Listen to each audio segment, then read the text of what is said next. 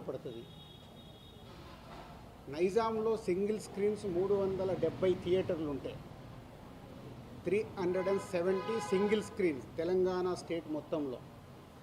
అందులో SVC cinemas and other మాకు రిలేటెడ్గా ఉన్న చారి గారు వాళ్ళని కలిపి మా దగ్గర ఉన్నాయి 30 థియేటర్లు. అవుట్ ఆఫ్ 370 థియేటర్లు 30 థియేటర్లు మా దగ్గర ఉన్నాయి.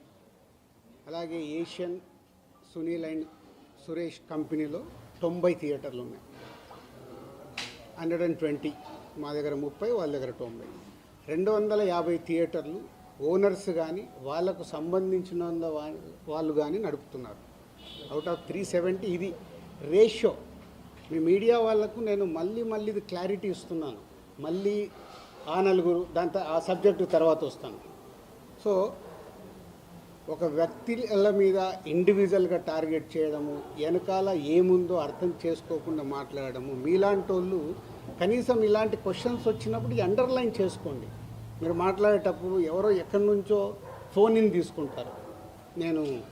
నాకు ఎవరో లింక్ పంపితే జీ న్యూస్ ఉన్నారు ఎవరైనా ఇక్కడ? జీ న్యూస్లో చూసా ఇందాక ఎవరో పంపిస్తే. ఆ టాపిక్ సంబంధం లేదు కానీ అది కూడా తీస్తా. అక్కడేదో టాపిక్లో జరుగుతుంటే మళ్ళీ వస్తాను మెయిన్ పాయింట్కి. టాపిక్లో జరుగుతుంటే మొదటి రోజు గేమ్ చేంజర్ సినిమా పైరసీ వచ్చింది.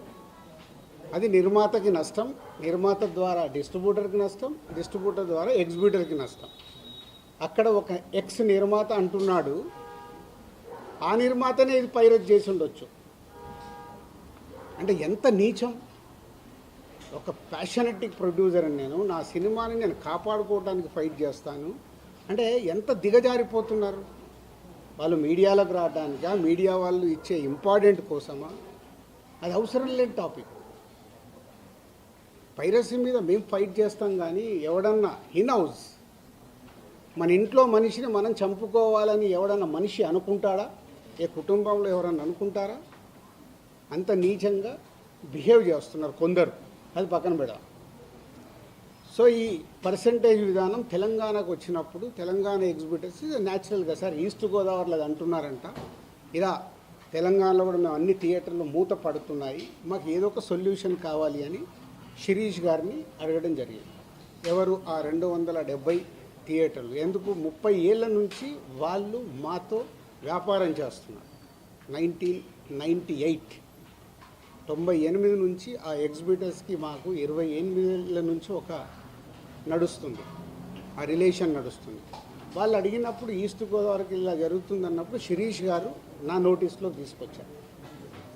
ఇలా నువ్వు ఛాంబర్ ప్రెసిడెంట్గా ఉన్నప్పుడు ఛాంబర్లో జరిగిన లాస్ట్ ఇయర్ నేను ఛాంబర్ ప్రెసిడెంట్, మీ అందరికీ తెలిసిందే. ఛాంబర్లో నువ్వు అన్నావంట ఎగ్జిబిటర్స్కి కూడా ఏదైనా కష్టాలు ఉన్నప్పుడు డెఫినెట్గా గవర్నమెంట్స్తో కూడా మాట్లాడి సాల్వ్ చేస్తామని వాళ్ళు ఈ పాయింట్ అడుగుతున్నారు. ఈస్ట్ గోదావరిలో అడుగుతున్నారు. What will do? ఎగ్జిబిటర్స్కి ఏం కావాలో అడగడంలో తప్పులేదు. వాళ్ళకు ఉన్న ప్రాబ్లమ్స్ ఏంటి వాళ్ళని చేసుకొని కమ్యూనికేట్ చేయమనండి. ఎవరికి? ఛాంబర్కి కమ్యూనికేట్ చేస్తే అప్పుడు ఛాంబర్ నుంచి ప్రొడ్యూసర్స్కి లేదా గవర్నమెంట్కి ఈ టాపిక్ వెళ్తుంది.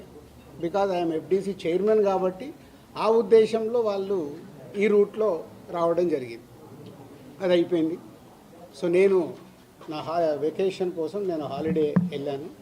వాళ్ళు మే 18 ఒక మీటింగ్ అనుకున్నారు ఎగ్జిబిటర్స్, ఏపీ తెలంగాణ ఎగ్జిబిటర్స్ అందరూ.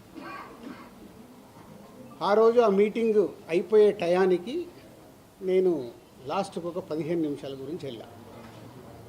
సో మళ్ళీ అది మీ మీడియా మిత్రులకు కూడా చాలా అవసరం ఇది. ఎందుకంటే